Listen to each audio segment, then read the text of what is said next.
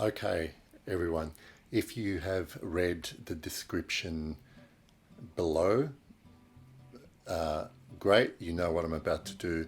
If not, please stop this video, read the description, because I'm about to read out all the notes that I made when I was smelling these fragrances, and then at the end of the little segment, I'm literally going to read it off my notes on my phone, and then at the end of the little segment for each, I will reveal what the scent was. So I found out what the scents were last night before I'm filming this, but I am using the notes I made when I first smelled each of the fragrances. And I'm going to start with the lowest ranked to the highest ranked of the first 10 fragrances I smelled.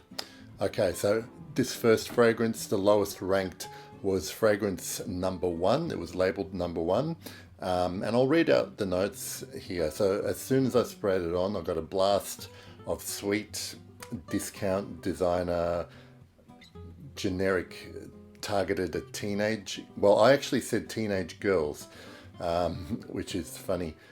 It's kind of in an indistinct chemical sweet bubblegum.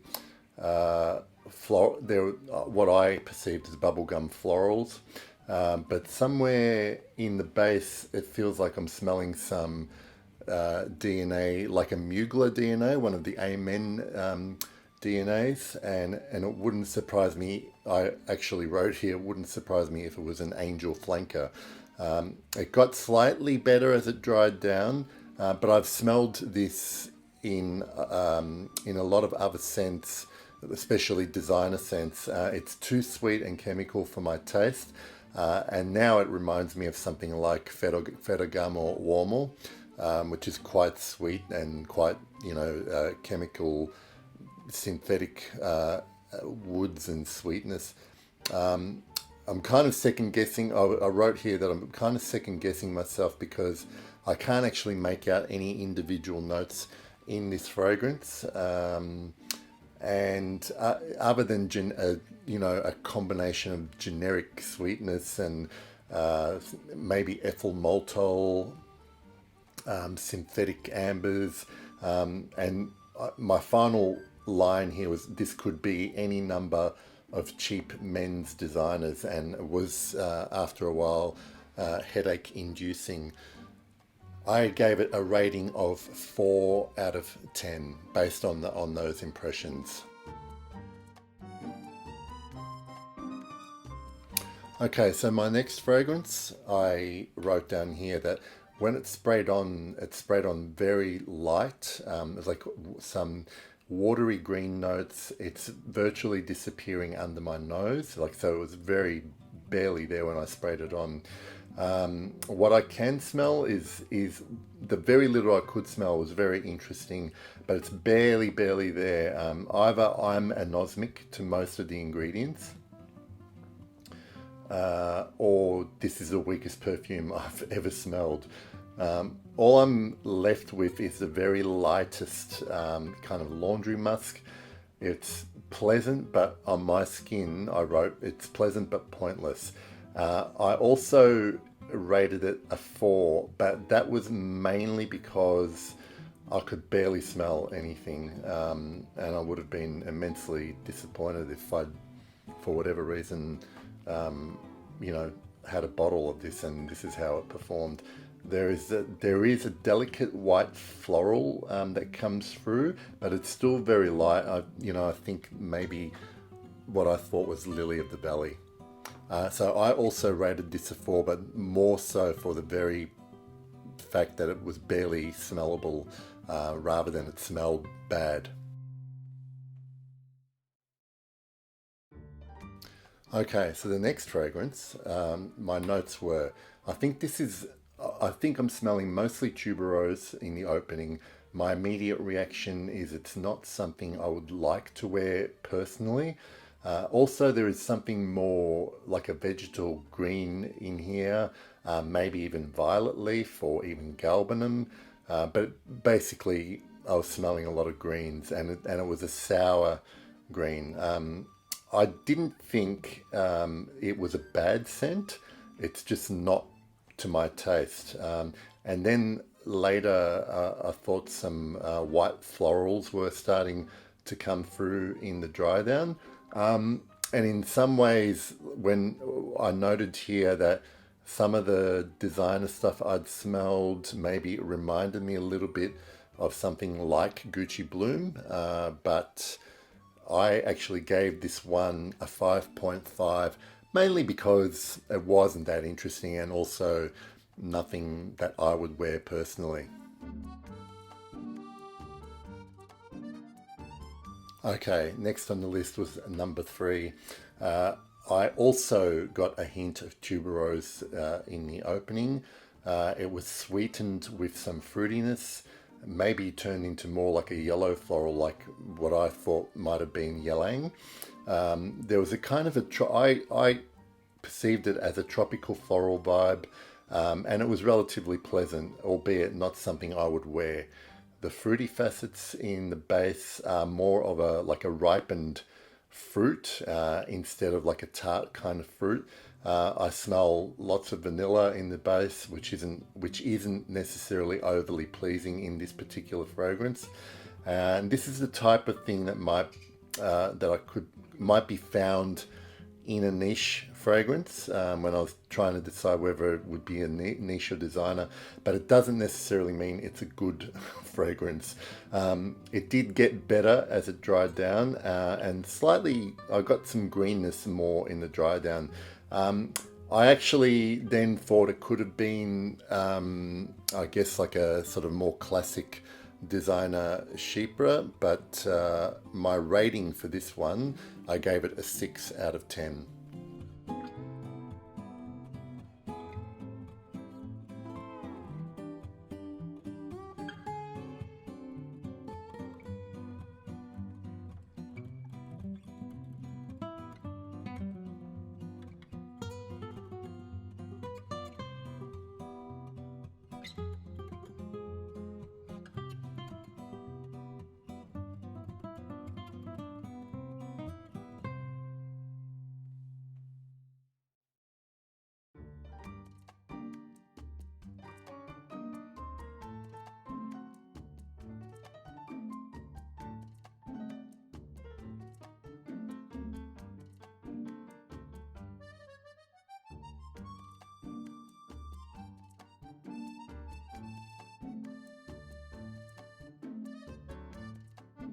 Okay, so the next one was number 14.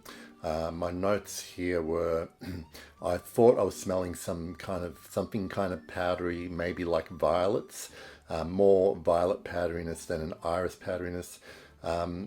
There was like a heliotrope kind of vibe in there, but not too effusive. I actually wrote down more compact. I guess that there was some clean musks in this.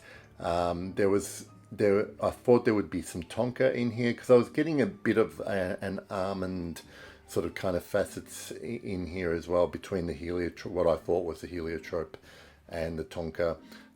It is very pleasant, and when it dried down, there's the tiniest hint of fruitiness, and it was a little creamy.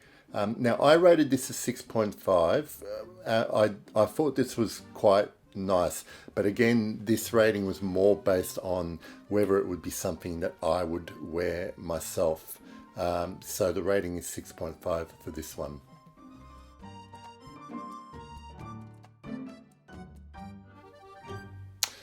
Okay, so sample number 4. What I immediately got when I sprayed this on was what I thought to be a Hinoki cypress note. And the reason I thought that was because immediately I recognized this note or accord to something that I've recently reviewed not too long ago called Liquid Night from A Lab on Fire. And they shared this smell, and I kind of identified it as this Hinoki wood, and I could smell it in this one as well. There was the very lightest woody incense, white musks. I thought there might even be a tea note in there, And what I wrote down here was that it could easily be something there was other scents that it kind of reminded me of, like Scent Intense from Costume National. There's light woodiness, green woods. I could then smell cardamom quite clearly, and white musks. It stayed relatively linear, but it was also more unique than what I would expect to find in a designer fragrance. So I actually rated this 7 and enjoyed it. I'm not sure whether it would be something I'd buy a bottle of, but it was more than pleasant. So I thought 7 was a fair rating.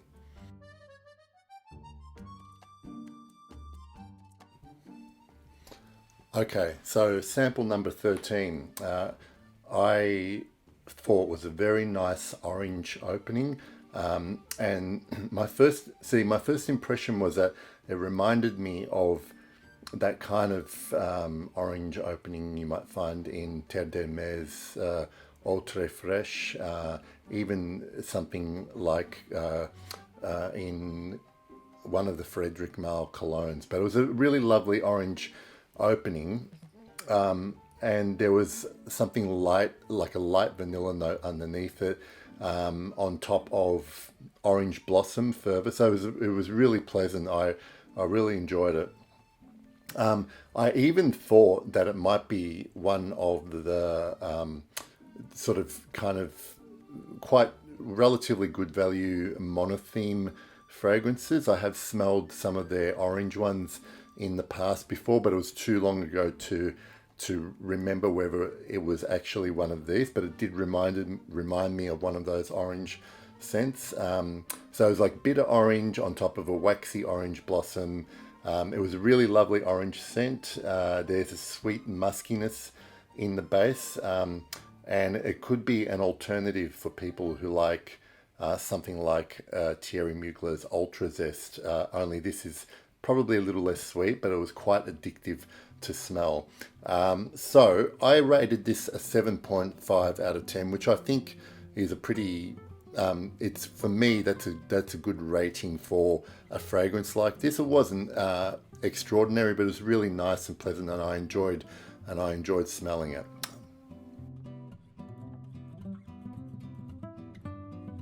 Okay, so number 11, this is sample number 11. My first note here was I can't really tell what I'm smelling.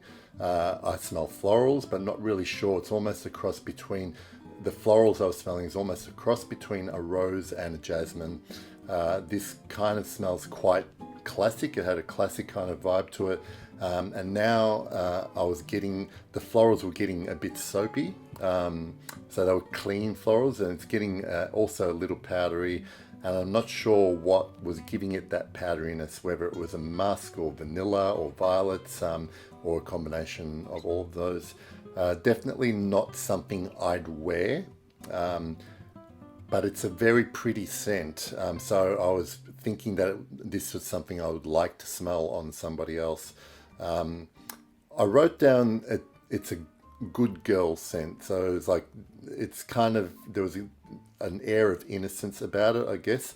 And I don't find it kind of sexy in any way, but it was really quite nice. But in all honesty, there are probably soaps that you can find that smell a lot like this fragrance. So it did remind me of some soaps that I'd smelled.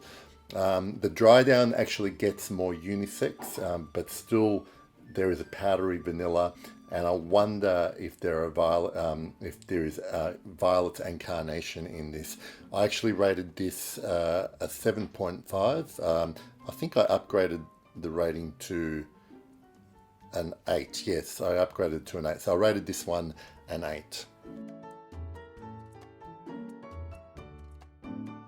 All right, and finally we get to the highest rated blind sample. This is sample number 2, and my notes were basically that this was a really nice, refined suede / leather, there's almost like a floral fruitiness in the background, which reminded me of osmanthus maybe.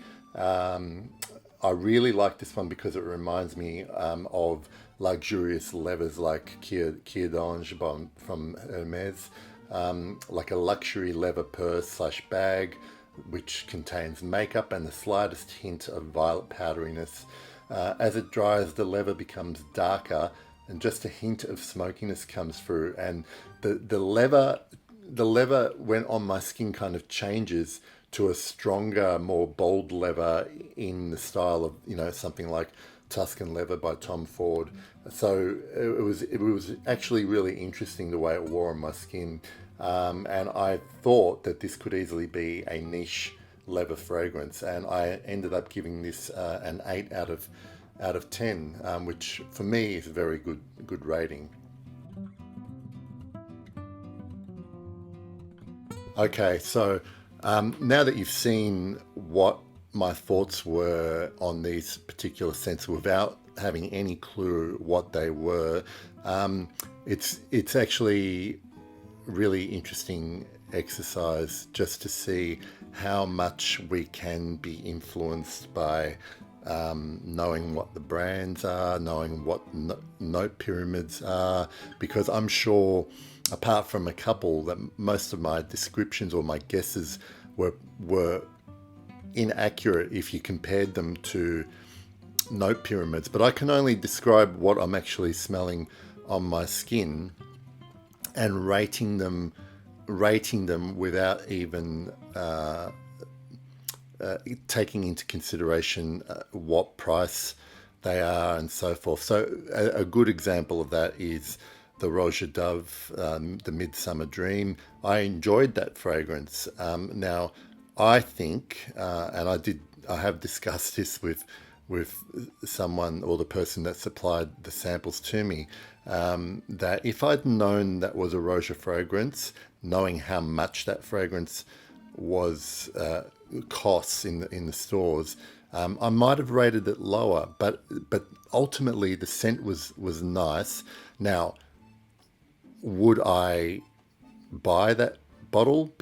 No, but I would definitely buy it if it was a monotheme, for instance. So that it's just something that we all have to kind of take into consideration. The beauty of blind sniffing, obviously, is that all you're doing is judging the scent.